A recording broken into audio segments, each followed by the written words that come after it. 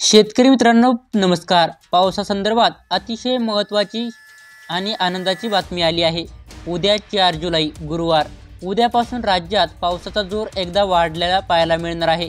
महाराष्ट्रातील बहुतांश भागांमध्ये उद्यापासून मोठा मुसळधार पाऊस होणार आहे. तर मित्रांनो जाणून घेऊया सविस्तर माहिती.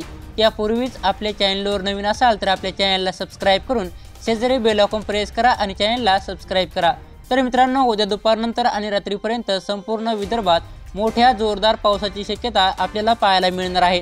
जोरदार वाऱ्यासह पावसाला सुरुवात होणार आहे.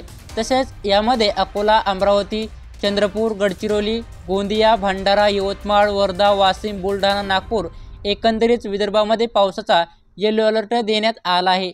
यानंतरच मालेगाव, नंदुरबार, धुळे, जळगाव, चाळीसगाव, मनमाड आणि उत्तर महाराष्ट्रातील काही भागांमध्ये पुढील 2 ते 3 दिवस विजांच्या कडकडासह पाऊस पाहायला मिळणार आहे.